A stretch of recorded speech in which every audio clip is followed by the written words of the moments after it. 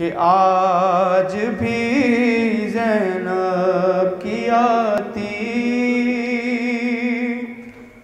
ہے صدا بھائی حسین۔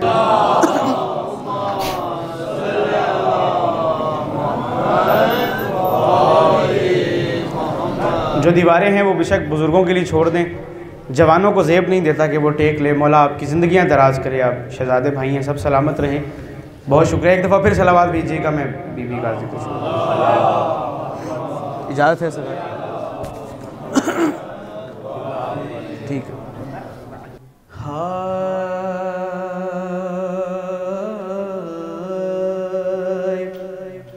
آج بھی زینب کی آتی ہے صدا بھائی حسین۔ آج بھی جی دل میں آزاد خانہ ہے، ان سب کے لیے مرثیہ پیش کر رہا ہوں کہ آج بھی زینب کی آتی ہے صدا بھائی حسین۔ تیرا چہرہ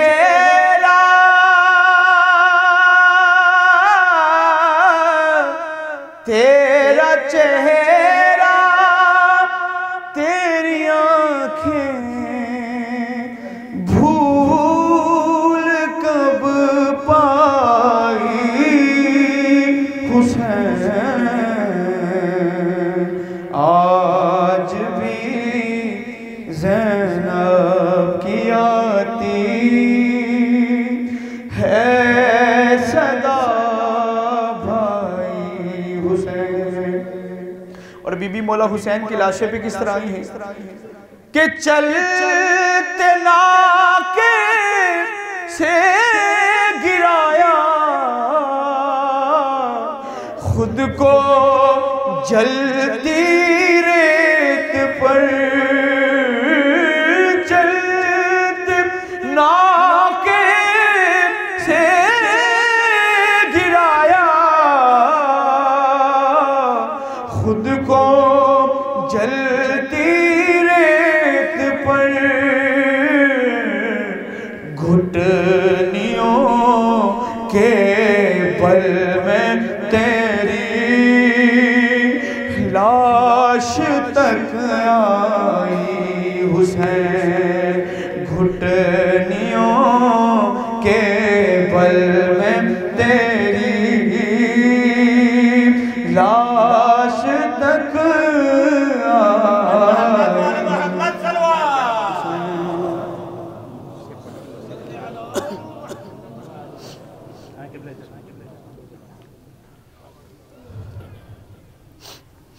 محمد و آل محمد بلندتر سلوات۔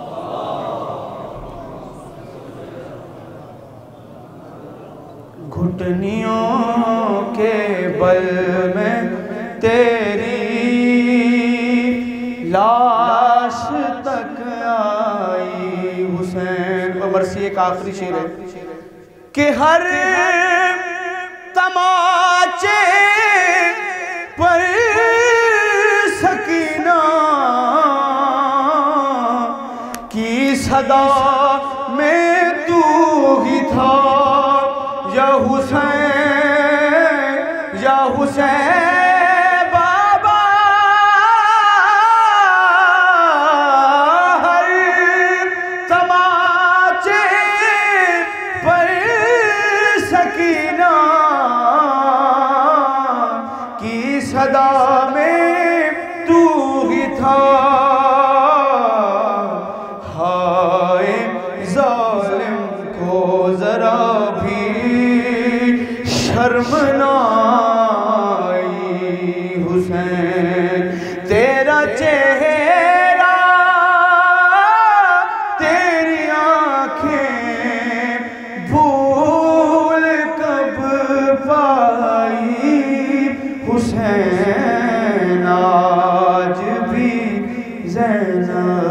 की आती है सदा भाई हुसैन।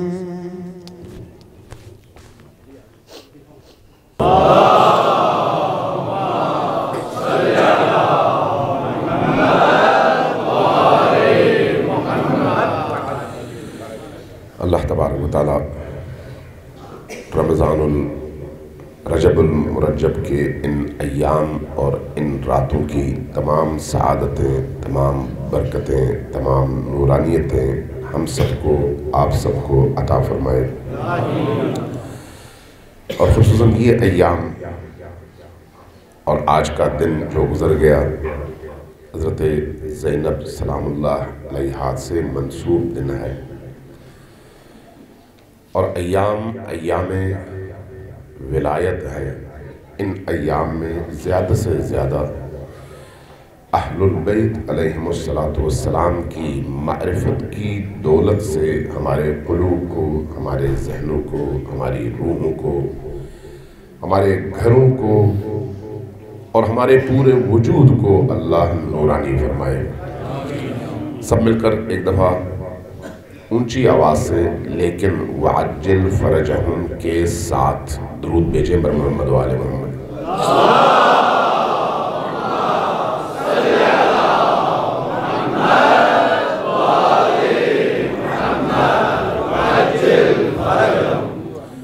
जो कौमें अहलुल बैत की राह पर कदम उठाती हैं वो दूसरों से बड़ी मुख्तलिफ होती हैं, ये याद रखिए।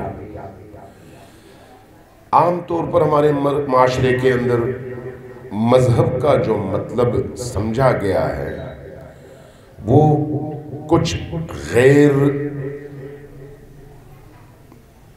बेजान कहूँ ज़्यादा बेहतर है, बेजान और कुछ ऐसी इबादात या ऐसे अफ़आल के मजमूए को दीन और मजहब समझा गया है कि जिसके अंजाम दही के बाद इंसान आज़ाद है अपनी ज़िंदगी में जो चाहे करे।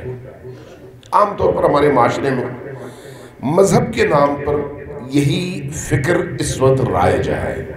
पाकिस्तानी माशरे की बात करें, इसलिए नमाज भी पढ़ी जाती है, रोज़ा भी रखा जाता है, हज भी किया जाता है, उम्रे भी किए जाते हैं, कुर्बानियाँ भी की जाती हैं, लेकिन उसके बावजूद जब करप्शन का मैदान हो तो वही कौम सबसे आगे होती है।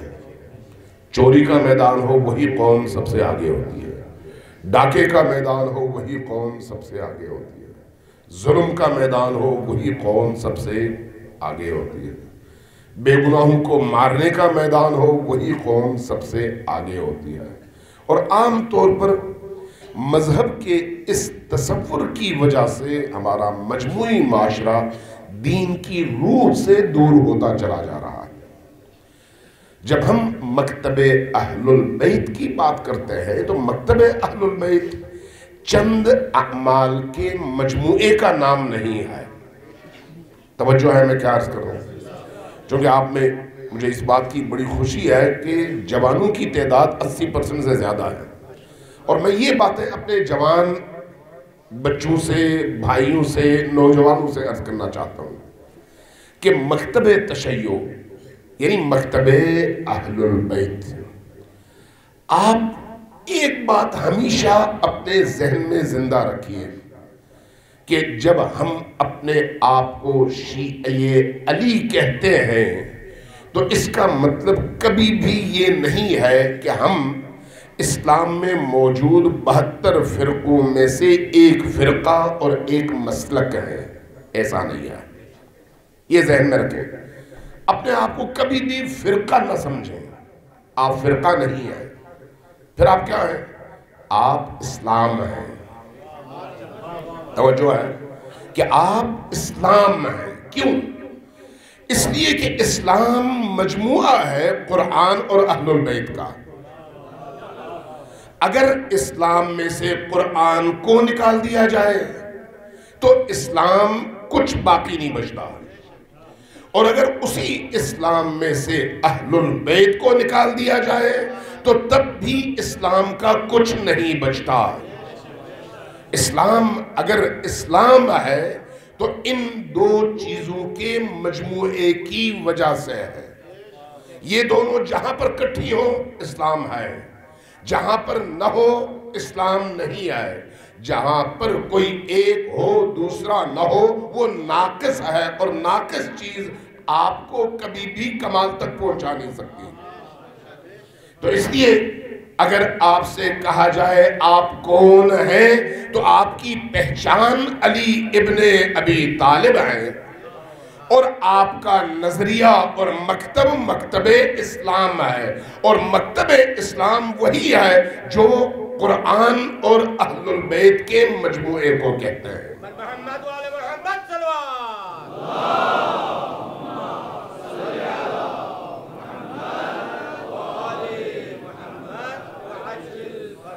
جب ہم اسلام کی بات کرتے ہیں تو اسلام کہتا ہے ادخلوا فی السلم کافہ، اس دین میں داخل ہو جاؤ مکمل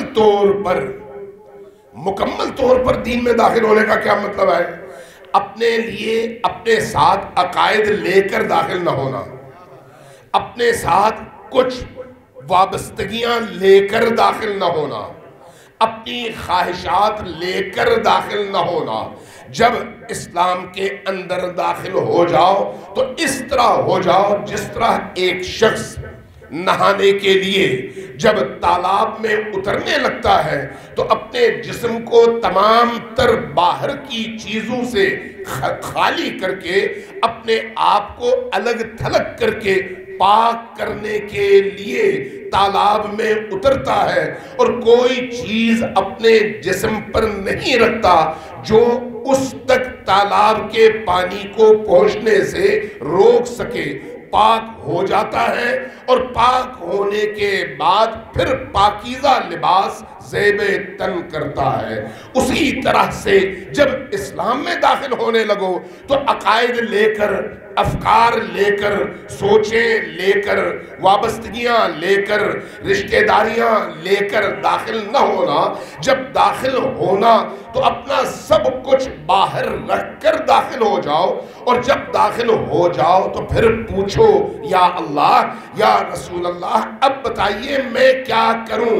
اب جو کچھ وہ دے اس کو پکڑو، یہی اسلام ہے، اور جس سے وہ روکے اس سے رکو، یہی اسلام ہے۔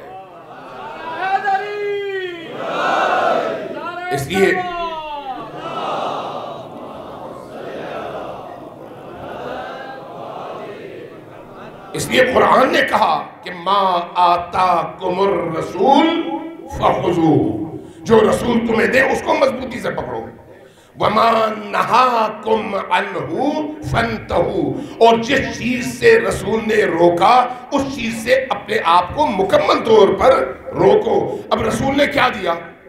رسول نے ایک ہاتھ میں قرآن دیا اور دوسرے ہاتھ میں اہل البیت کا ہاتھ دیا۔ رسول اللہ نے کوئی اور چیز نہیں دی۔ رسول اللہ نے آپ کے ایک ہاتھ میں قرآن تھمایا اور دوسرے ہاتھ میں اہل البیت کو تھما دیا۔ یہ جو قرآن اور اہل البیت کا تھمانا ہے کس معنی میں ہے؟ جب رسول کریم اس دنیا سے جا رہے ہیں تو وصیت کر کے جا رہے ہیں کہ انی تارکن فیکم الثقلین، میں تمہارے درمیان دو بھاری چیزیں چھوڑ کر جا رہا ہوں۔ یہ دو بھاری چیزیں کون سی ہیں؟ ایک قرآن ہے اور دوسری اہل البیت ہے۔ ان دو چیزوں کو کس حیثیت سے چھوڑ کر جا رہا ہوں؟ اس حیثیت سے جو اہم ہے وہ یہ نقطہ ہے کہ ما ان تمسکتم بہما، جب تک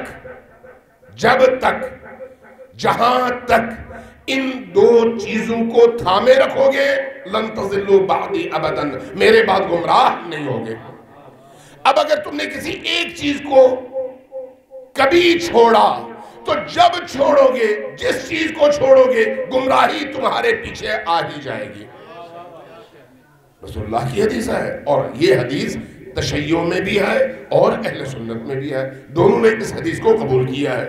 دونوں نے کہا ہے کہ معتبر حدیث ہے، دونوں نے کہا ہے کہ ہاں رسول کریم نے یہ فرمایا، اب جب رسول کریم نے یہ فرما دیا، میں اس حدیث کی تفصیلات بیان نہیں کرتا، صرف اپنے مدعا پر دلیل کے لیے آپ کا ذہن پہنچانا چاہتا ہوں اس نقطے تک کہ غور کیجئے گا کہ جب رسول نے کہا ان دو چیزوں کو مضبوطی سے پکڑو، تو مضبوطی سے پکڑنے کا مطلب یہ نہیں ہے کہ قرآن کو چھوٹے سائز میں کسی ڈبے میں بند کر کے تعویذ بنا کر گلے میں ڈال لو اور اہل البیت کے ناموں کے کڑے بنا کر ہاتھوں میں پہن لو، یہ اس کا مطلب ہرگز نہیں ہے۔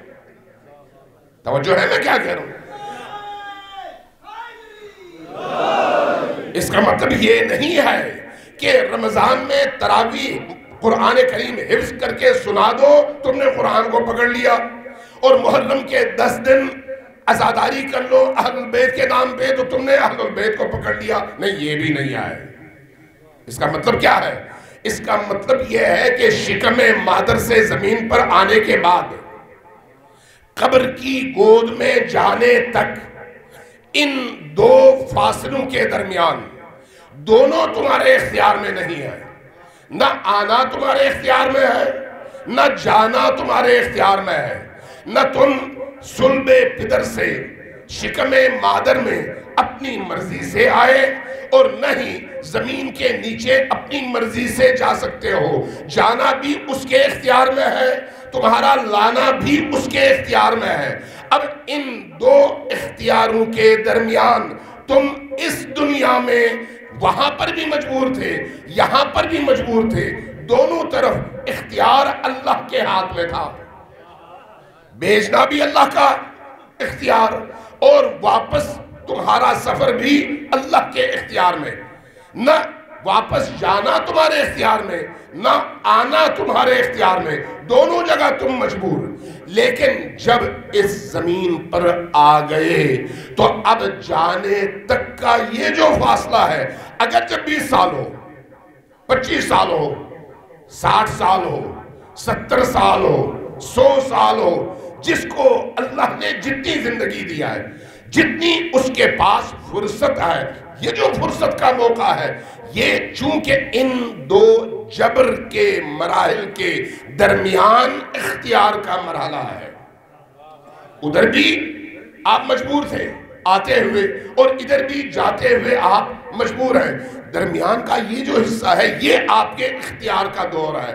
اب ما ان تمسکتم بہما کا مطلب یہ ہے کہ یہ جو آپ کے پاس اختیاری زندگی ہے، اس اختیاری زندگی میں اپنا اوڑھنا، بچھونا، اٹھنا، بیٹھنا، بولنا، خاموش رہنا، دیکھنا، آنکھیں بند کرنا، پڑھنا، پڑھانا، مسجد میں جانا، گھر جانا، محنت کرنا، کاروبار کرنا، مزدوری کرنا، رزق کا حصول، جو بھی اعمال ہیں ان اعمال کو اس رب کے حکم سے قرآن اور اہل البیت کے مطابق ڈھال لو، تم کامیاب ہو۔ یہ جو اختیاری زندگی ہے، اس اختیاری زندگی میں مرضی اپنی استعمال نہ کرو، اس کی مرضی کے مطابق خود کو ڈھال لو، خود بخود تمہاری دنیا بھی سنور جائے گی اور آخرت بھی سنور جائے گی۔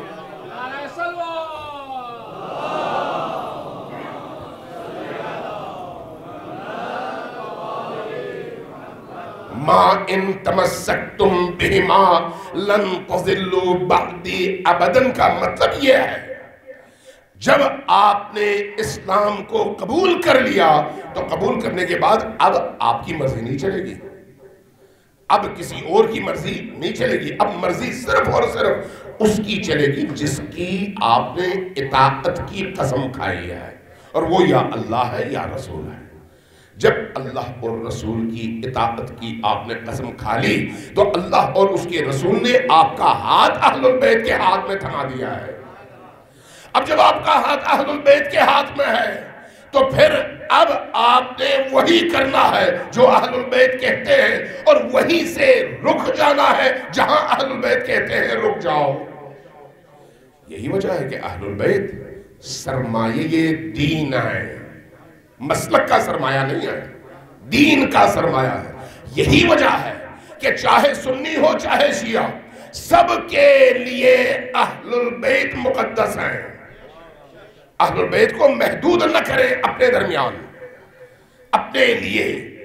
چونکہ کوئی شخص مسلمان کہلوا نہیں سکتا جب تک نبی کے ساتھ ان کی اہل البیت سے اپنے آپ کو وابستہ نہ کرے، تب تک وہ مسلمان نہیں ہو سکتا. اور حقیقت دیکھیں تو اب بھی جتنے بھی مسالک ہیں، احناف ہیں، حنفی جن کو آپ کہتے ہیں، حنابلہ ہیں جن کو آپ حنبلی کہتے ہیں، مالکی ہیں، شافعی ہیں، جعفری ہیں جن کو آپ تشیع یا مکتب اہل البیت یا اہل تشیع کہتے ہیں، ان سب میں جو مشترکہ سرمایہ ہے وہ یا قرآن ہے یا اہل البیت ہے.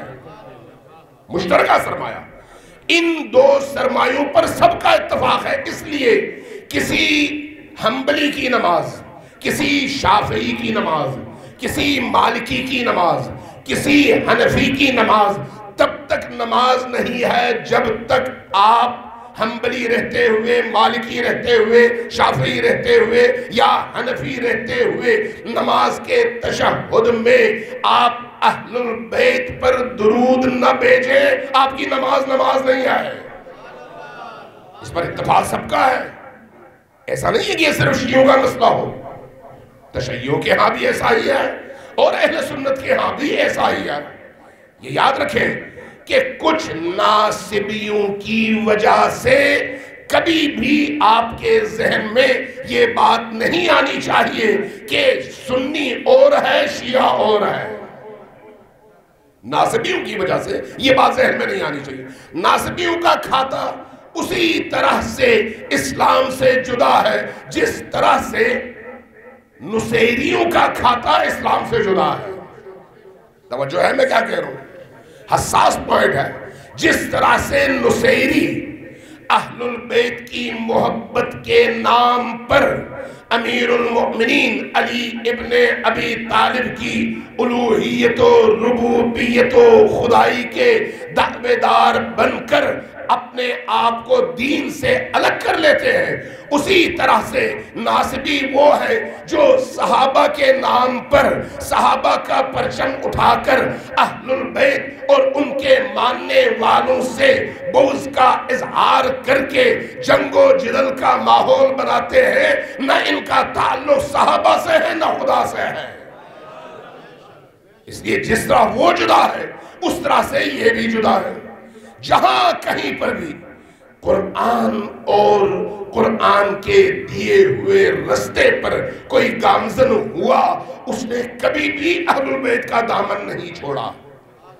اس لیے آپ دیکھیے کوفہ ہو یا کربلا، شام ہو، دمشق ہو یا مدینہ، جہاں جہاں اہل البیت پر ظلم ہوا وہاں پر سب سے پہلے لوگوں سے ان کی عقلوں کو چھینا گیا، لوگوں سے ان کے شعور کو چھینا گیا. اس لیے کربلا میں یا کوفہ میں جن لوگوں نے کربلا والوں کے ان اسیروں پر پتھر برسائے ہیں وہ بالعموم کس نیت سے انہوں نے یہ کام کیا؟ اس نیت سے کہ اتنا پروپیگنڈا کیا گیا تھا کہ ہم نے خارجیوں کو پکڑا ہے تو گویا یہ دین کی محبت میں اہل البیت پر خارجی سمجھ کر پتھر برسا رہے تھے. اگر ان کو پتا ہوتا کہ یہ کون سی ہستیاں ہیں اور اس طرح کے بہت سارے واقعات بھی ہیں جب ان کو پتا چلا تو پھر وہ قدموں پر گر پڑے. تو اس کا مطلب یہ ہے کہ جہالت ہی سب سے بڑا دشمن ہے انسان کے عقائد اور اس کے نظریات کا. اور آج کے دور میں پاکستان کے اندر اسی جہالت ہی کا ہتھوڑا استعمال کر کے امت کو تقسیم کیا جا رہا ہے، اسی جہالت کا ہتھوڑا. ورنہ کوئی سنی جرأت نہیں کر سکتا کہ اہل البیت سے اپنے آپ کو الگ کرے. جو الگ کرے گا سیدھا جہنم جائے گا. اہل البیت سے کون اپنے آپ کو الگ کر سکتا ہے؟ اسی طرح سے صحابہ جس کو ہم صحابی کہتے ہیں ان سے کوئی شیعہ اپنے آپ کو الگ نہیں کر سکتا. توجہ ہے آپ کی میں کیا کہہ رہا ہوں؟ صحابہ سے کوئی شیعہ اپنے آپ کو الگ نہیں کر سکتا، جس طرح سے اہل البیت سے کوئی سنی اپنے آپ کو الگ نہیں کر سکتا۔ صحابہ کون ہے؟ رسول کے جانثار اور رسول کی اولاد کے جانثار۔ جس نے اپنی زندگی رسول کی اطاعت اور رسول کے بچوں کی محبت میں، عقیدت میں، احترام میں، عزت میں، خدمت میں، اطاعت میں گزاری ہے، ایسے صحابہ کے قدموں کی خاک ہماری آنکھوں کا سرما ہے۔ اس لیے نہ ان اصحاب کے حوالے سے اور نہ ہی ان اہل البیت کے حوالے سے کوئی اختلاف موجود نہیں ہے۔ اختلاف کہاں پر ہے؟ وہاں پر ہے جہاں پر ان ناموں کو استعمال کر کے خدا کے دشمنوں کو ہم پر مسلط کیا جائے، اہل بیت کے دشمنوں کو ہم پر مسلط کیا جائے۔ قرآن ایک ہی اصول دیتا ہے، چاہے وہ اصول نبی کے لیے ہو، اہل بیت کے لیے ہو، صحابہ کے لیے ہو، یا امت کے باقی افراد کے لیے ہو۔ قرآن کا اصول ایک ہی ہے، جو مجرم ہے اس کو سزا ملے گی۔ کوئی رشتہ کسی مجرم کی جان بخشی کا ذریعہ نہیں ہے۔ توجہ ہے میں کیا کہہ رہا ہوں؟ اگر کوئی قاتل ہے، جب تک مقتول کے وارث معاف نہ کریں اس کی سزا معاف نہیں ہے، چاہے وہ نبی کا بیٹا ہی کیوں نہ ہو، صحابی کس کھیت کا مولی ہے۔ توجہ ہے میں کیا کہہ رہا ہوں؟ اس لیے ان چیزوں کو پڑھنے کے بعد آدمی اس نتیجے پر پہنچتا ہے، پڑھنے کے بعد، اور پڑھنے ہی سے لوگوں کو روکا جاتا ہے، پڑھائی سے لوگوں کو روکا جاتا ہے۔ ہم کہتے ہیں پڑھو، ہم کہتے ہیں تاریخ بھی پڑھو، ہم کہتے ہیں حدیث بھی پڑھو، ہم کہتے ہیں قرآن بھی پڑھو، مفسرین کو بھی پڑھو۔ مکتب اہل البیت علم کا مکتبہ ہے، مکتب اہل البیت شعور کا مکتبہ ہے، مکتب اہل البیت قرآن کی ان آیات کو مانتا ہے جو آیتیں کہتی ہیں کہ اللہ کے سامنے سجدہ بھی آنکھ بند کر کے سوچے سمجھے بغیر نہ کرو، دلیل کے ساتھ کرو۔ اللہ کے سامنے سجدہ، جب اللہ کے سامنے سجدہ دلیل کے ساتھ ہو تو پھر نبی کریم کی اطاعت بھی دلیل کے ساتھ ہے، اہل البیت سے محبت بھی دلیل کے ساتھ ہے، صحابہ کا احترام بھی دلیل کے ساتھ ہے۔ جہاں دلیل اس کے خلاف ہے اس کو ہم ماننے کو تیار نہیں ہوتے۔ توجہ ہے اب میں کیا کہہ رہا ہوں؟ غور کیجئے گا اس بات پر۔ اس لیے ایک معیار ہے، معیار کیا ہے؟ اللہ کی اطاعت، رسول کی اطاعت، اور رسول کے بعد اہل البیت سے محبت، اور صرف محبت نہیں بلکہ اس محبت کے نتیجے میں ان کے پیچھے چلنا اور دین ان سے لینا۔ اگر ما آتاکم الرسول فخذوہ وما نہاکم عنہ فانتہوا، قرآن کی آیت ہمارے لیے اصول ہے، تو یہ اصول ہمیں بتاتا ہے کہ اگر اللہ کے رسول نے اپنی اولاد اور اہل البیت کو ہمارے سپرد کر دیا، ہمیں ان کے سپرد کر دیا، ہمارا ہاتھ ان کے ہاتھ میں تھمایا، ان کا ہاتھ ہمارے ہاتھ میں تھمایا، تو پھر جس طرح قرآن کو لینا واجب ہے اسی طرح سے اہل البیت کا ہاتھ تھامنا اور ان سے دین لینا بھی واجب ہے۔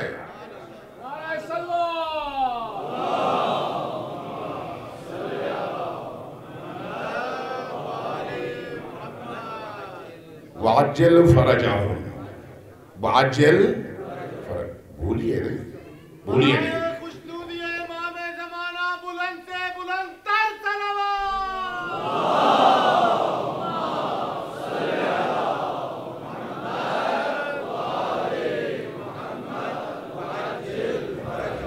آفرین، مرحبا۔ دیکھیے آج کا دور ولایت کا دور ہے، ولایت کا دور، اور آج کا ولی کون ہے؟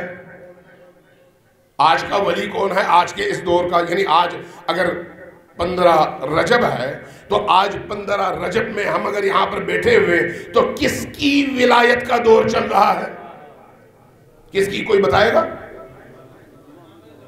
امام زمان کی ولایت کا دور ہے، امام علی نہیں، امام زمان۔ توجہ ہے میں کیا کہہ رہا ہوں؟ امام علی ہمارے ولی ہیں، لیکن دور علی نہیں، دور مہدوی ہے۔ اس لیے شیعہ مسلمان اہل البیت کا پیروکار وہ ہے جو ہر آن ہر پل اپنے وقت کے ولی سے جڑا ہوا ہو۔ توجہ میں کیا کہہ رہا ہوں؟ اپنے وقت کے ولی سے جڑنا تشیع ہے، کٹنا گمراہی ہے۔ اب اگر آپ صلوات بھیجیں اور اپنے وقت کے ولی کو یاد نہ کریں تو پھر یہ جڑنا نہیں ہے۔ اس لیے جب کبھی صلوات بھیجیں اپنے وقت کے ولی کو یاد بھی کریں اور ان کے ظہور کی دعا بھی مانگیں۔ صلوات بھیجیے بر محمد و آل محمد۔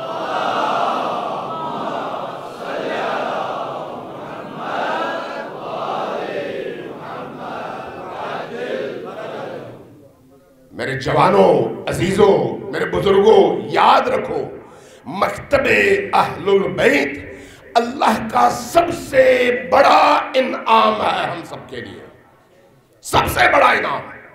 اور اس مکتب اہل البیت کے انعام ہونے کا اعلان خود قرآن نے کیا ہے، احادیث میں نبی کریم نے فرمایا ہے، اہل البیت نے جا بجا ہمیں اس کے لیے ادلہ فراہم کیے ہیں۔ ہم جب اہل البیت کے حوالے سے کوئی بات کرتے ہیں تو صرف ایک طرف کی بات نہیں کرتے، جو کچھ ہم اہل البیت کے بارے میں مانتے اور قبول کرتے ہیں وہ سارے کا سارا خود اہل سنت علماء اور محدثین کی کتابوں میں بھی حتیٰ موجود ہے۔ چھوٹی ایک حدیث میں بیان کرتا ہوں، چونکہ یہ ایام علی بھی ہیں، ایام اہل البیت ہیں اور رجب کے نورانی ایام ہیں۔ نبی کریم کی یہ حدیث اہل سنت نے نقل کی ہے، تشیع کی بات نہیں کر رہا۔ فرمایا کہ زینوا مجالسکم بذکر علی ابن ابی طالب، اپنی مجلسوں کو زینت دو ذکر علی سے۔ حدیث کس کی ہے؟ اہل سنت کی، اہل سنت کی حدیث ہے۔ متقی ہندی نے کنز العمال میں نقل کیا ہے کہ علی وہ ہیں جن کے فضائل لکھنے کے لیے اگر تمام عالم کے درخت قلم بن جائے اور سمندر سیاہی بن جائے اور جن و انس کاتب بن جائیں، سب ختم ہو جائیں گے، علی کی فضیلتیں ختم نہیں ہوگی۔ کس نے نقل کیا ہے؟ امام کس نے نقل کیا ہے حدیث کو؟ اہل سنت امام نے، اہل سنت امام ہی نے کنز العمال میں یہ روایت نقل کیا ہے۔ فرماتے ہیں کہ اگر آسمانوں اور زمین کو ترازو کے ایک پلڑے پر رکھا جائے اور علی کے ایمان کو دوسرے پلڑے پر رکھا جائے تو علی کا ایمان اس کل عالم سے زیادہ بھاری ہے۔ میں شیعہ روایت بیان نہیں کر رہا، اندازہ لگا لیں کہ اہل البیت کے حوالے سے سنی اور شیعوں میں اشتراک کتنا زیادہ ہے، کیونکہ اہل البیت کا آغاز امیر المؤمنین علی ابن ابی طالب سے ہوتا ہے۔ لہٰذا یہ یاد رکھیں کہ جس کی فطرت پاکیزہ ہے وہ علی سے کٹ نہیں سکتا، جس کا ضمیر پاکیزہ ہے وہ علی سے کٹ نہیں سکتا، ممکن نہیں ہے۔ ایک اور روایت عرض کرتا ہوں، وہ بھی اسی ضمن میں آپ اش کر اٹھیں گے، یہ بھی اہل سنت علماء اور محدثین نے نقل کی ہے۔ فرمایا کہ دیکھو رسول کریم نے فرمایا اور مجمع عام کو مخاطب کر کے فرمایا کہ لوگوں اپنے بچوں کو علی کی محبت کے ذریعے سے آزماؤ۔ توجہ ہے کیا فرمایا؟ میں اس کی تفصیلات بیان نہیں کرتا، بات دور تک چلی جاتی ہے، لیکن صرف جملے پر غور کریں، اپنے بچوں کو آزماؤ کس ذریعے سے؟ علی کی محبت کے ذریعے سے۔ اگر دیکھو کہ تمہارے بچے کے دل میں علی کی محبت موجزن ہے تو سمجھ جاؤ تمہارا بچہ ہے، اگر اس کے دل میں محبت نہیں ہے تو سمجھ جاؤ تمہارا نہیں ہے۔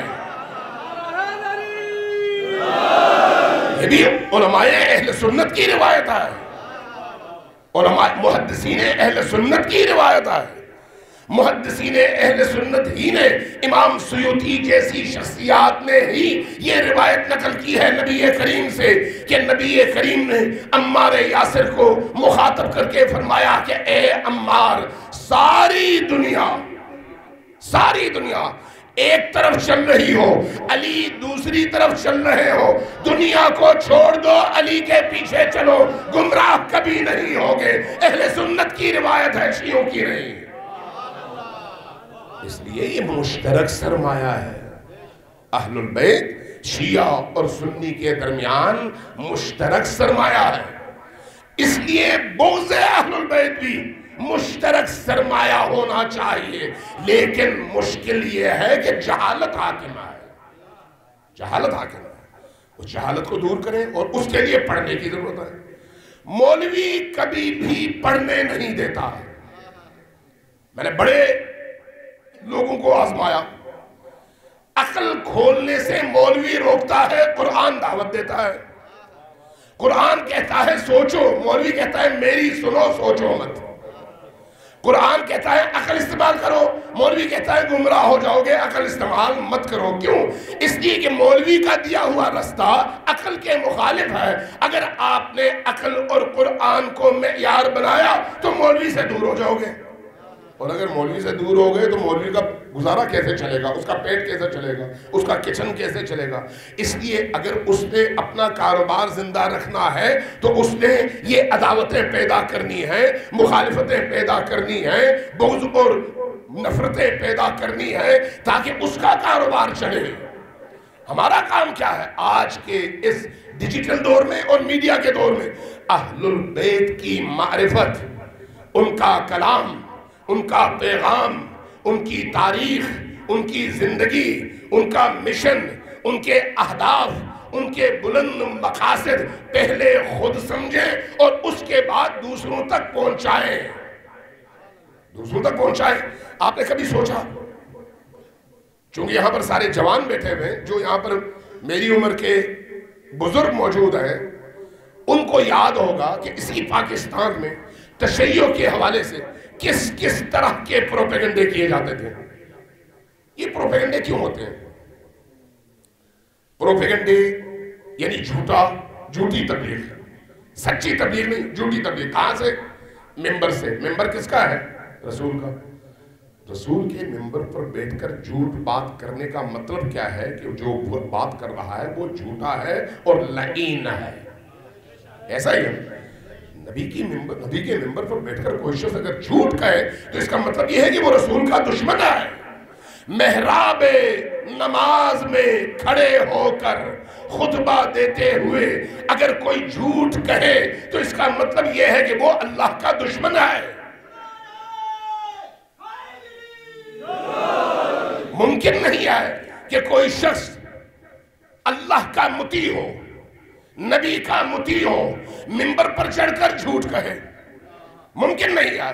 अगर मिंबर पर चढ़कर झूठ कहता है तो इसका मतलब है वो दुश्मन है। और इसकी बुनियाद किसने रखी? शामियों ने, दमिश्कियों ने। इसकी बुनियाद उस जमाने के लोगों ने रखी। इसलिए आप आज भी अगर अहादीस के मनाबे देखें तो सिहाहे सित्ता के नाम से जो किताबें हमारे इस्लामी मुआशरे के अंदर मौजूद हैं, तमाम मदारिस कहीं पर भी चले जाएं, किसी भी मौलाना से पूछ लें क्या आपने सिहाए सित्ता सारी पढ़ी है, वो कहेगा नहीं। आप उनसे पूछें बुखारी सारी पढ़ी है, कहेगा नहीं। आप पूछें मुस्लिम सारी पढ़ी है, कहेगा नहीं। अगर मुस्लिम नहीं पढ़ी, बुखारी नहीं पढ़ी, तो बाकी 4 किताबों में से भी बहुत कम चीजें मुश्तरका ऐसी हैं जिनको उन्होंने कुछ चैप्टर्स का इंतखाब करके पढ़ाया होगा, बाकी चीजें नहीं पढ़ाते। क्यों नहीं पढ़ाते? सोचने वाली बात है, क्यों नहीं पढ़ाते? जो पढ़ेगा वो सवाल करेगा। तवज्जो है? जो पढ़ेगा वो सवाल करेगा। जब सवाल करेगा तो जवाब देना पड़ेगा। जब जवाब होगा तो देंगे, नहीं होगा तो कैसे देंगे? मुश्किल यह है। इसलिए मकतब अहलुल बैत चूंकि इल्म का मकतब है, शऊर का मकतब है, फिक्र का मकतब है, दावत का मकतब है, इसलिए मकतब अहलुल बैत के चाहे उलमा हो, चाहे मुदर्रिसीन हो, चाहे लाइब्रेरीज हो, चाहे मदारिस हो, कहीं पर भी आप जाकर देख लें, आपको जहां अपनी अहादीस की तमाम किताबें नजर आती हैं, वहीं पर सिहाह सित्ता और बाकी अहले सुन्नत अहादीस के तमाम मजमूए भी आपको साथ में नजर आते हैं। कभी भी तशय्यो के यहाँ हदीस के अख्ज़ करने के हवाले से ये तअस्सुब नहीं पाया जाता कि मैं सिर्फ अपनी किताब पढ़ूं, दूसरों की किताब ना पढ़ूं। ये मैं दावे से कह रहा हूं, दावे से कह रहा हूं। कुरान की बात हदीस ही है। कुरान की तफसीरों में भी आप यहां पर जितने भी हमारे मोतबर आपके इस्लामाबाद पिंडी के अंदर मदारिस हैं, लाइब्रेरीज हैं, उन लाइब्रेरीज में चले जाएं। आप लाइब्रेरीज में मौजूद किताबों का जायजा लें। आपको जहां शिया उलमा की कुरान की तफासीर नजर आएंगी, वहीं पर अहले सुन्नत उलमा की तफासीर भी साथ में नजर आएंगी। जहां शिया अहादीस के मजमूए नजर आएंगे, वहीं पर अहले सुन्नत की अहादीस के भी मजमूए नजर आएंगे। क्यों? इसलिए कि अहलुल बैत ने हमें जो तालीम दी है वो ये है कि खुज़िल हिक्मा वलौ बिस्सीन, खुज़िल इल्म वलौ बिस्सीन, इल्म और हिकमत और दानाई की बातें तलाश करो, चाहे उन्हें तुम्हें ढूंढने के लिए चीन ही क्यों न जाना पड़े। तो इल्म चाहे कहीं पर भी हो हासिल करो, जाहिल न रहो। और मकतबे तशय्यो इल्म की तरफ दावत देता है, जहालत की नहीं, इल्म की तरफ दावत देता है। इसलिए अगर आप इन मराकिज़ का मुताला करें तो आपको ये चीजें आपको साथ में मिलेंगी। लेकिन जब मैं अपने अहले सुन्नत दोस्तों में, चूंकि मेरा उठना बैठना ज्यादा अहले सुन्नत उलमाए किराम के साथ है, ये एक अलमिया है, अच्छे अच्छे उलमा वहां पर भी हैं। और उन्होंने जब पढ़ा तो तासुब कम हुआ, उन्होंने जब पढ़ा तो तासुब के पर्दे हट गए, उन्होंने जब पढ़ा तो देखा नहीं भाई असल चीज कुछ और है और हमें बताया कुछ और जाता है। हमारा अलमिया जहालत है, हमारा अलमिया जहालत है। इसलिए मैं बेबांगे दुहल ये बात मीडिया में भी किया करता हूँ, मुख्तलिफ टीवी चैनल्स में। अभी कुछ ही दिन पहले एक मुश्तरका प्रोग्राम था, उलमा तशरीफ फरमा थे, बहुत सारी बातें हुई और बड़ी अच्छी अच्छी बातें हुई। हमारे एंकर ने एक सवाल उठाया, कहा कि मौलाना जो दूसरे आलिम दीन थे, बड़े अच्छे, बड़े ही नामवर और मारूफ आलिम दीन, पूछा कि अगर आप लोग यहाँ पर टीवी के स्टेज पर इतनी अच्छी अच्छी और मुश्तरका बातें कर लेते हैं, तो अपने गली कुचों में, शहर में, कस्बे में, मुल्क के अंदर मुख्तलिफ दूसरों के मराकिज़ में जाकर यही बातें क्यों नहीं करते? हमारा अलमिया ये है, यही बातें वहां पर क्यों नहीं करते? तो उन्होंने कहा कि नहीं, लोग बर्दाश्त नहीं करते, इसलिए हम एहतियात करते हैं। लोग बर्दाश्त नहीं करते, इसलिए हम एहतियात करते हैं। तो मैंने अर्ज किया कि नहीं, ये तकिया है। हमसे कहा जाता है ये तकिया करते हैं, जबकि हम तकिया नहीं करते। तकिया ये है, असल में जब मैं अपनी मस्जिद में, अपनी इमाम बारगाह में, अपने मदरसे में वो बात कहूं जो खिलाफे हकीकत हो, तो उसके बाद फिर किसी और को मैं कभी भी वहां पर आने नहीं दूंगा जो हकीकत बयान कर सके। मैं हर महफिल में जाता हूं, कभी मेरे किसी इज्तिमा में किसी शिया पढ़े लिखे शख्स ने या अनपढ़ ने कभी मुझे ये नहीं कहा कि आपने अपनी महफिल में तो ये कहा था, फलान जगह ये क्यों बात की। क्यों? इसलिए कि हम वो बात करते हैं जो नबी ने कही हो, अली ने कही हो, आले अली ने कही हो, और बेबांगे दुहल करते हैं, चाहे किसी को पसंद आए या ना आए। इसलिए कि दीन पेट पालने का जरिया नहीं है, जन्नत कमाने का जरिया है। इसलिए हमें अपने जवानों को भी, अपने माशरे को भी, अपने नमाजियों को भी, अपने अज़ादारों को भी दीन के उस सांचे में ढालकर अक्ल और शऊर की तरफ दावत देनी चाहिए। सोचो, गौरो फिक्र करो, सवाल जो जहन में आए पूछो, सवाल कभी भी अपने दिल में छुपा कर न रखो। क्यों?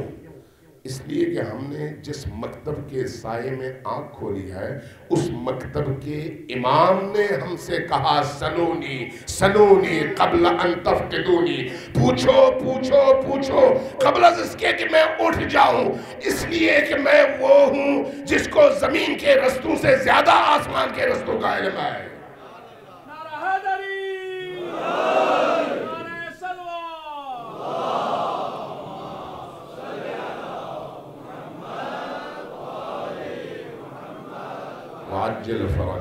عزیزان گرامی، اس لیے یاد رکھیے شعور جتنا بڑھتا چلا جائے گا، عقل میں جتنا اضافہ ہوتا چلا جائے گا، سوچ سمجھ میں جتنا اضافہ ہوتا چلا جائے گا، تعصب اتنا مٹتا چلا جائے گا، جہالت اتنی مرتی چلی جائے گی، لڑائی جھگڑے اتنے ہی ختم ہوتے چلے جائیں گے، اور پھر ایک وقت آئے گا، ایک وقت آئے گا، وہ وقت دور نہیں ہے۔ توجہ ہے میں کیا کہہ رہا ہوں؟ وہ وقت دور نہیں ہے، اب بھی ان مسالک فرقوں کے درمیان ٹوٹ پھوٹ بہت تیزی سے جاری ہے، ٹوٹ پھوٹ، میں جوانوں کے لیے خصوصاً یہ بات کر رہا ہوں، ٹوٹ پھوٹ جاری ہے۔ وہ ٹوٹ پھوٹ کیا ہے؟ جن لوگوں نے مسلکوں کو اپنا بت، اپنی عبادت کے لیے خدا بنایا ہوا تھا، ان کے اندر اب مجاہد صفت لوگ نکل آئے ہیں جو ان بنائے ہوئے بتوں کو توڑ رہے ہیں، ان بتوں کو توڑ رہے ہیں۔ میں نے بریلوی علماء میں بڑے بڑے چوٹی کے علماء سے اپنے انہی گناہگار کاموں سے سنا کہ اب آنے والا وقت شیعہ اور سنی کے جھگڑے کا نہیں ہے بلکہ حسینیت اور یزیدیت کے جھگڑے کا ہے۔ میں نے اہل حدیث جن کو ہم عام معاشرے میں وہابی کہتے ہیں، ان کے بڑے بڑے چوٹی کے علماء کرام کی زبان سے اپنے انہی کانوں سے سنا جو یہ کہہ رہے ہیں کہ اب اصل جنگ تشیع اور تسنن کی نہیں ہے بلکہ حسینیت اور یزیدیت کی ہے۔ میں نے یہی بات اہل دیوبند بڑے بڑے علماء چاہے پاکستان میں رہتے ہو چاہے خود دیوبند اور انڈیا میں رہتے ہو، ان کی زبان سے خود یہ سنا کہ اب آئندہ آنے والا معرکہ حسین اور یزید کا، حسینیت اور یزیدیت کا ہے۔ ہمیں اس حوالے سے تیار ہونا ہے۔ یہ جو آنے والا وقت ہے وہ مہدی آخر الزمان کا وقت ہے، اور مہدی آخر الزمان نے وہی پرچم اٹھانا ہے جو کربلا میں گرا تھا، وہی پرچم۔ مہدی آخر الزمان سنی اور شیعہ کے مشترک سرمایہ کا نام ہے۔ توجہ ہے میں کیا کہہ رہا ہوں؟ کچھ دن پہلے ایک اور پروگرام میں کسی نے مجھ سے پوچھا، علماء کرام بیٹھے ہوئے تھے، کہ بھئی یہ تشیع اور تسنن میں امامت کے حوالے سے جو فرق ہے وہ کیا ہے؟ میں نے ایک جملے میں ہی جواب دے دیا۔ میں نے کہا بھئی دیکھو، اصل جو بات سمجھنے کی ہے وہ یہ ہے کہ تشیع کے ہاں امامت کا سلسلہ اللہ کے حکم سے چلتا ہے اور اللہ معین کرتا ہے، اس لیے کہ یہ منصب رسول کی جانشینی کا ہے، اور رسول کا جانشین خود رسول نہیں بناتا، اللہ بناتا ہے۔ لیکن جو اہل سنت کے ہاں خلافت کا سلسلہ ہے وہ ایک ایسا منصب ہے جو نہ اللہ بناتا ہے نہ رسول، بلکہ مسلمان بناتے ہیں۔ فرق یہ ہے مسلمانوں کے بنائے ہوئے اور اللہ کے بنائے ہوئے کے درمیان ایک اختلاف ہے، لیکن یہ اختلاف بھی کب تک ہے؟ جب تک امام زمانی آتے۔ جب امام مہدی کا دور آئے گا تو سنی بھی یہی کہتے ہیں، شیعہ بھی یہی کہتے ہیں کہ رسول کے 12ویں فرزند اور رسول کے 12ویں جانشین، رسول کے 12ویں خلیفہ مہدی آخر الزمان ہیں، اور ان کی آمد ایسی ہے کہ ان کو عوام نہیں بنائے گی، خدا بنا کر بھیجے گا۔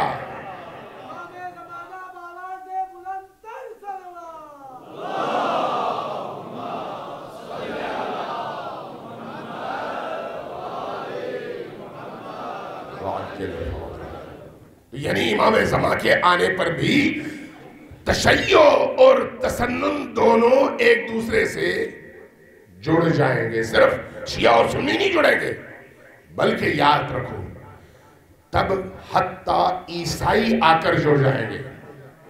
اس وقت بھی اگر پوری دنیا میں دیکھو، میں نے شروع میں ایک جملہ عرض کیا تھا، پتہ نہیں آپ کے ذہنوں میں باقی ہے یا نہیں ہے.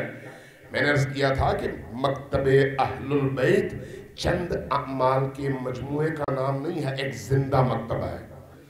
زندہ مکتبہ جس کے اندر ایک روح ہے، جس کے اندر جان ہے، جس کا ایک ویژن ہے، جس کا ایک مقصد ہے، جس کا ایک گراؤنڈ ہے، جس نے مستقبل کا ایک خواب دکھایا ہے.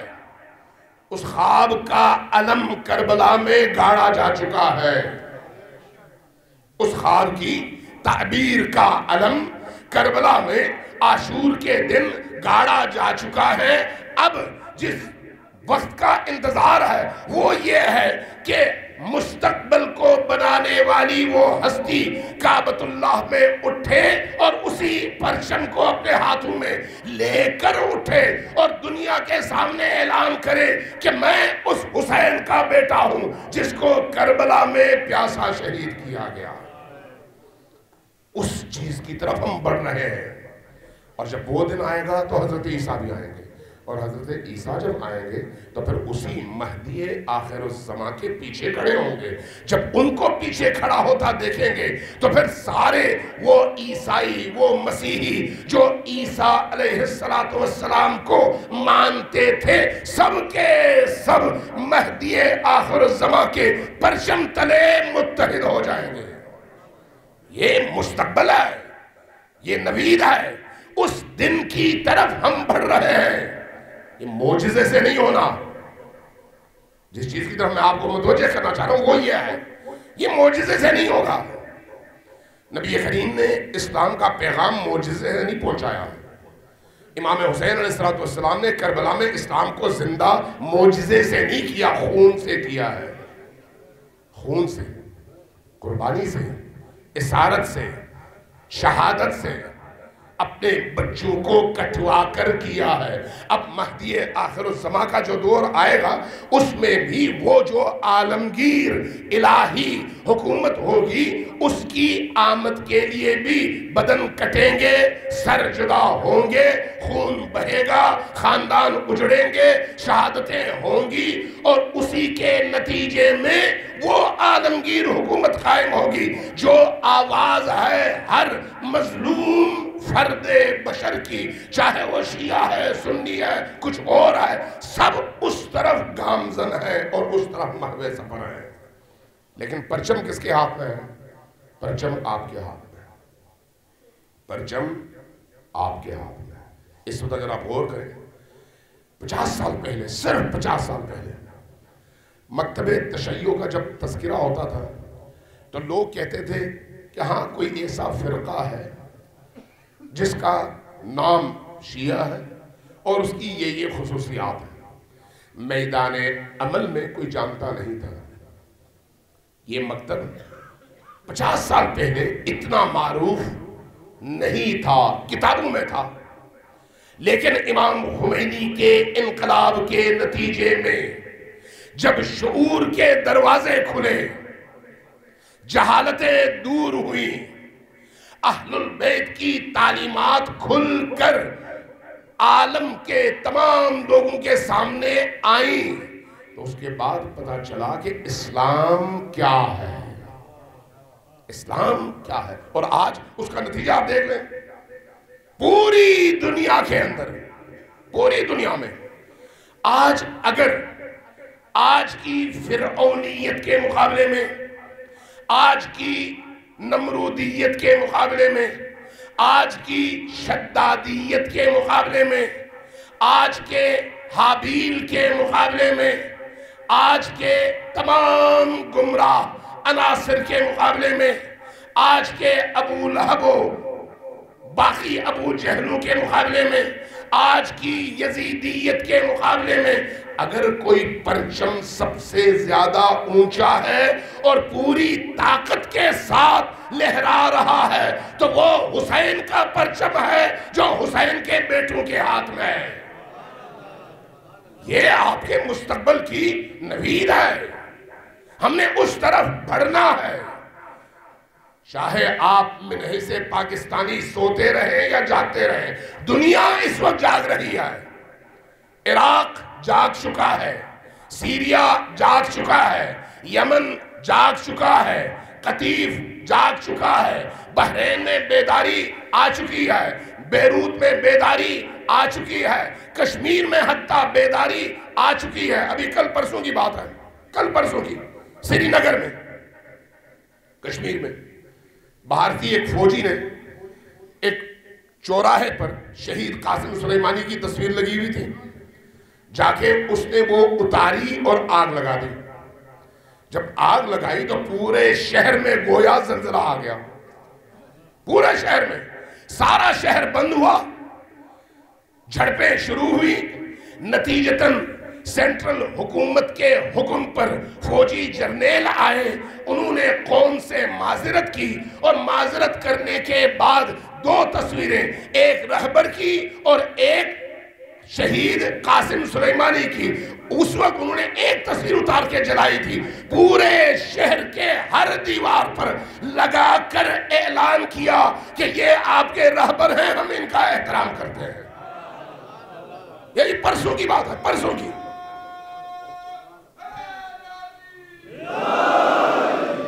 کہیں دور کی بات نہیں کر رہا، ابھی پرسوں کی بات کر رہا ہوں۔ یہ کیسی قوم ہے؟ وہ قوم جن کے اندر کربلا جن کے خون میں روح بن کر دوڑے تو وہ قوم بیدار ہو جاتی ہے۔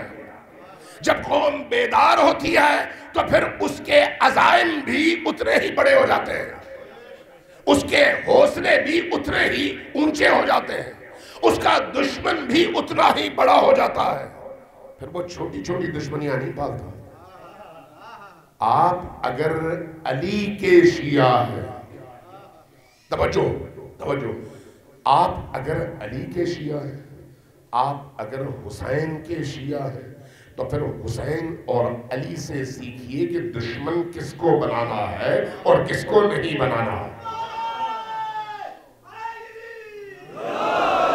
یہ جو آپ کے ارد گرد جو کچھ ہو رہا ہے یہ جاہلوں کی وجہ سے ہے، اصل دشمن یہ نہیں ہے، اصل دشمن وہ ہے جو اللہ کے منکر ہیں، رسول کے منکر ہیں، قرآن کے منکر ہیں، دین کے منکر ہیں، اور دین کو مٹانا چاہتے ہیں، اس کو ٹارگٹ کریں، یہ ساری چیزیں آہستہ آہستہ ختم ہوتی چلی جائیں گی۔ اصل دشمن کو پہچانیں۔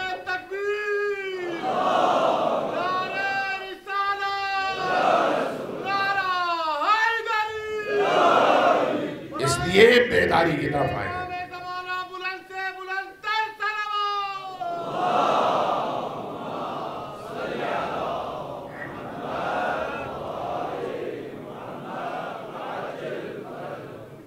اب آپ نے عادت بنا لی الحمدللہ، اس کے بعد بھی بھولیے گا مت۔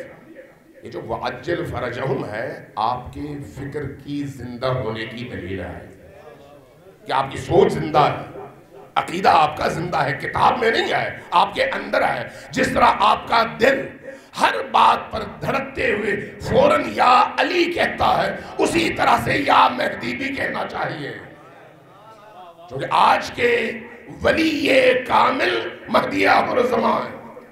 اس لیے اس ہستی سے اپنے دل کو جوڑنا ضروری ہے۔ آپ نے الغدیر کا نام سنا ہوگا۔ الغدیر امیر المؤمنین کی ولایت پر تاریخ تشیع میں سب سے مضبوط کتاب ہے، سب سے مضبوط کتاب عربی میں ہے، اب اس کا اردو میں ترجمہ بھی ہو چکا ہے، باقی زبانوں میں بھی ہوا ہے۔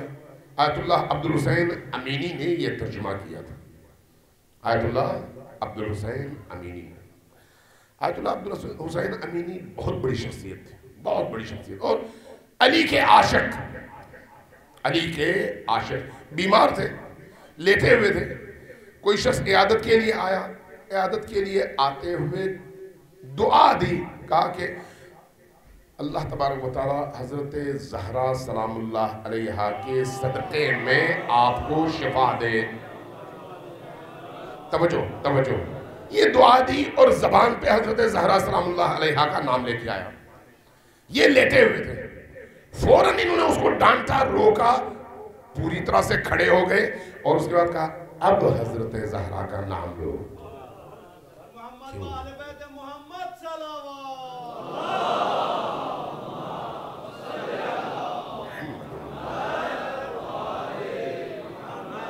अदब और एहतराम, अदब और एहतराम। उन्होंने दुनिया भर की लाइब्रेरियां छानी, तमाम मनाबे पर पहुंचे, वहां से असल अहादीस निकाली और अलगदीर तैयार की। इसलिए अलगदीर वो किताब है जो बारगाह इमामत में कबूल शुदा है, सनद की हैसियत रखती है, सनद की हैसियत। इसलिए खुद साहिब अलगदीर भी उस मकाम पर है। कहते हैं कि मैं कल रात ही को कहीं पर पढ़ रहा था कि नजफ में इनके घर के दरवाजे पर दस्तक हुई, दरवाजा खोला, कुछ लोग थे बादिया नशीन बाहर से आए हुए, शिया नहीं थे, शिया नहीं थे। कहा हमने आगा से मिलना है, उनको लेके आ गए उनके पास। कहा क्यों आए हो? कहा कि तमाम डॉक्टरों से मायूस होने के बाद आए हैं, हमारा मरीज है, जवान है, मरने लगा है, डॉक्टर ने जवाब दे दिया है, चूंकि आप अली को मानते हैं इसलिए आपके पास आए हैं कि आप हमारे मरीज को अली से शिफा दिलवा दें। कहा मेरे पास इसलिए आए हो? कहा उन्होंने एक पर्ची उठाई, उस पर कोई जुमला लिखा, पर्ची बंद की, कहा कि ले जाके मरीज के माथे पर रख दो। जाके उन्होंने माथे पर रखा, मरीज ठीक हो गया, उठ बैठा। पर्ची लेके दौड़ते हुए अपने पूरे कबीले के साथ आए, क्योंकि इराक में कबीलाई सिस्टम है, तो इसलिए अगर कोई शख्स तब्दील होता है तो पूरा कबीला उसके साथ तब्दील हो जाता है। कबीले के बुजुर्गों को लेके आए, कहा कि आगा आपने कमाल कर दिया, तमाम डॉक्टरों ने जवाब दे दिया था, लेकिन आपकी पर्ची ने हमारे जवान को जिंदा कर दिया है, हमें अली का कलिमा पढ़ा दें। आपने लिखा क्या था? मुस्कुराए, कहा मैंने कुछ नहीं लिखा था। उसने कहा या अली आपके सुपुर्द है, या अली आपके सुपुर्द करना। इतनी बड़ी शख्सियत, वो ये कहते हैं, मैंने उनकी अपनी आवाज में उनकी गुफ्तगू सुनी है। आज से 70 साल पहले उनका इंतकाल हो गया, लेकिन उनकी रिकॉर्डिंग मेरे पास मौजूद है। उनकी अपनी आवाज में मैंने ये सुनी है। कहते हैं कि अगर किसी महफिल में लोग जब सलवात भेजें और सलवात में अपने वक्त के इमाम असर के ज़ुहूर की दुआ वअज्जिल फरजहुम के साथ पढ़ें, तो मैं उनसे वादा करता हूं कि हशर में अलगदीर का जितना भी सवाब है उसमें उन सबको मैं शामिल कर लूंगा।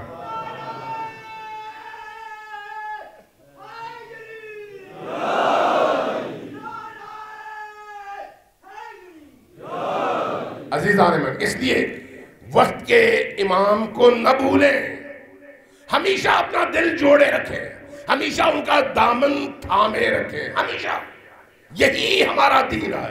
उनसे वाबस्ता रहेंगे तो जिंदा रहेंगे, और अगर तवज्जो कम होगी तो उनकी तवज्जो भी कम होगी, और उनकी तवज्जो के कम होने का नतीजा हमारी गुमराही है, हमारी गुमराही है। अहलुल बैत बहुत बड़ी नेमत है, बहुत बड़ी नेमत है। और उन अहलुल बैत में एक हस्ती वो है जिनको ज़ैनबे कुबरा कहा जाता है। आज की ये रात उस हस्ती से मंसूब रात है। कौन सी हस्ती? जिसको करबला की शेर दिल खातून कहा गया। हदीसे इश्क दुबाबस्त, ये जो इश्क की दास्तान है ना, इसके दो ही सफ़े हैं। एक सफ़े का हीरो हुसैन इब्न अली है, और दूसरे सफ़े में हीरो और कहरमान ज़ैनबे कुबरा है। ज़ैनबे कुबरा। किसी शायर ने इस हवाले से बड़ा खूबसूरत मिसरा कहा है। कहता है कि करबला दर करबला मी मुर्द, अगर ज़ैनब न होती, अगर ज़ैनब न होती तो करबला को करबला ही में मौत आ जाती है। करबला को किसी ने हयात दिया है तो वो ज़ैनब है। करबला के पैगाम को अगर माओं, बहनों, बेटियों तक और जवानों तक किसी ने पहुंचाया है तो वो ज़ैनब कुबरा है।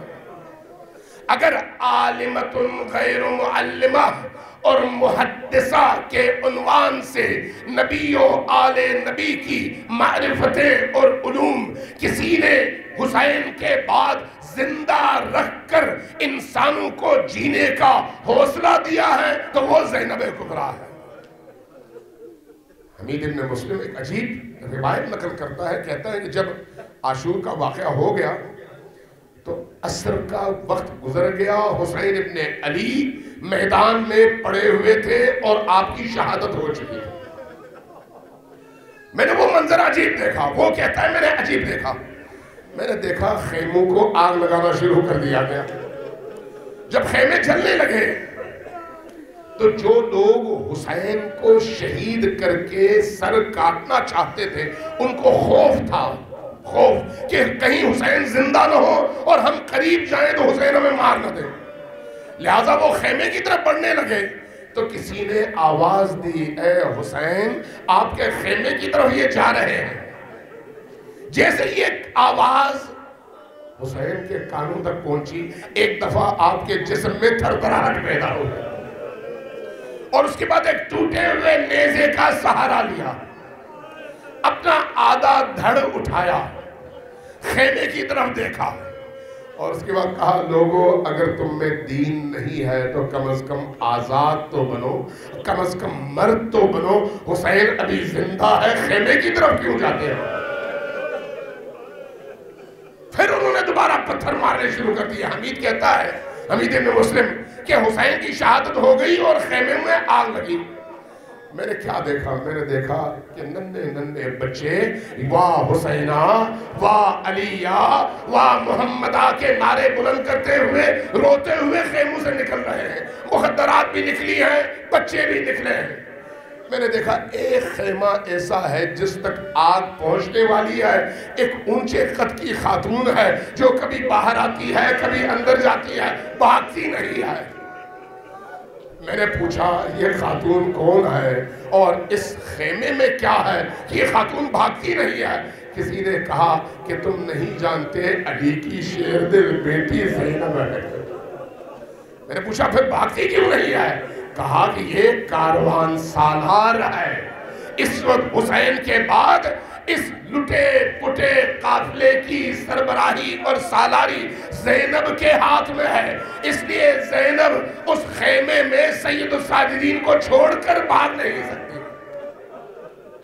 حمید کہتا ہے کہ میں نے ایک دفعہ دیکھا کہ اس بوڑھی خاتون نے اپنے ان ناتواں کندھوں پر سید الساجدین کو اٹھایا اور خیمے سے باہر تشریف لے آئے، خیمے سے باہر تشریف لائے۔ آیت اللہ العظمیٰ ہوئی جب کبھی نجف جایا کرتے تھے، نجف سے کربلا جایا کرتے تھے تو پہلے حضرت عباس کی بارگاہ میں جاتے تھے۔ حضرت عباس کی بارگاہ میں جا کر 3 جملے کہتے، لیکن یہ 3 جملے آگ لگا دینے والے جملے تھے، آگ لگا دینے والے جملے۔ سب سے پہلا جملہ کہتے السلام علیک یا شباب الحسین، اے حسین کی جوانی عباس آپ پر میرا سلام ہو۔ جب تک آپ زندہ تھے حسین کی جوانی سلامت تھی۔ اس کے بعد دوسرا جملہ کہتے ہیں السلام علیک یا ساق السکینہ، اے سکینہ کے ساقی عباس آپ پر میرا سلام ہو۔ جب تک آپ زندہ تھے سکینہ کی پیاس زندہ تھی۔ لیکن یہ جو جملہ ہے نا جو میں اب بتانے لگا ہوں، یہ آگ لگا دینے والا جملہ ہے، جلا ڈالنے والا جملہ ہے، اور انسان بے اختیار چیخ پڑتا ہے۔ کیا فرماتے السلام علیک یا حجاب زینب، اے زینب کے حجاب عباس آپ پر میرا سلام ہو۔ جب تک آپ زندہ تھے زینب کا حجاب سلامت تھا۔ کربلا کے میدان میں یہی کچھ نظر آ رہا ہے کہ جب زینب سلام اللہ علیہا نے عباس کو رخصت کیا تو پھر اس کے بعد یقین ہو گیا کہ اب پردہ سلامت نہیں رہنا، اب پردہ چھن جانا ہے، اب پردہ لٹ جانا ہے۔ لیکن عجیب ہے کہ زینب سلام اللہ علیہا نے اس لٹے ہوئے قافلے کو اپنے اپنی ان تمام مظلومیتوں کے باوجود ایسے سنبھالا جیسے حسین نے سنبھالا تھا، ایسے سنبھالا۔ حمید کہتا ہے میں نے جب زینب سلام اللہ علیہا کو یوں سید الساجدین کو کندھے پر اٹھا کر بھاگتے ہوئے دیکھا تو ان کی چال میں علی کی چال نظر آ گئی تھی۔ میں دیکھتا تھا، اچانک میری نگاہ ایک چھوٹی سی بچی پر پڑی، آخری جملے عرض کر رہا ہوں، ایک چھوٹی سی بچی پر پڑی۔ میں نے کیا دیکھا؟ اس بچی کے دامن پر آگ لگی ہے اور بچی رو رہی ہے۔ میں نے دیکھا بچی کے دامن پر آگ لگی ہے، میں گیا آگ بجھانے، بچی نے مجھے آتے دیکھا، تیزی سے دوڑ پڑی، میں آگے گیا، بچی کو روکا، دامن کی آگ بجھائی۔ میں نے جب دامن کی آگ بجھائی تو بچی نے میری طرف دیکھا، گویا کہہ رہی ہو نگاہوں سے کہ کربلا میں اب تک جتنے بھی لوگ دیکھے سب مارنے والے تھے، تم پہلے شخص ہو جو بچانے کے لیے آئے ہو۔ جب میں نے یہ منظر دیکھا، میں نے دیکھا بچی کے رخسار سیاہ ہے، کانوں کی لو پھٹی ہوئی ہے، خون بہہ رہا ہے، جسم زخمی ہے، مخنا چھن چکا ہے۔ میں نے پوچھا بیٹی تم کون ہو جو اتنی مظلومہ ہو؟ کہا حسین کی بیٹی سکینہ ہو۔ میں نے پوچھا بیٹی یہ تمہارے رخسار سیاہ کیوں ہے؟ کہا ان ظالموں نے اتنے تمانچے مارے، اتنے تمانچے مارے کہ رخسار سیاہ ہو گئے۔ میں نے پوچھا تمہارے کان کی لو پھٹی ہوئی ہے، کیوں پھٹی ہے؟ کہا کہ انہوں نے میرے گوشوارے اتنے زور سے کھینچے، اتنے زور سے کھینچے کہ میرے کان کی لو پھٹ گئی۔ اب اس منظر کو دیکھ کر بعض علماء کہتے ہیں کہ زینب پکاری لوگو اگر تم میں غیرت نہیں ہے تو انسان بنو، مردوں سے لڑو، بچی کو کیوں مارتے ہو؟ کہ آج بھی زینب کی آتی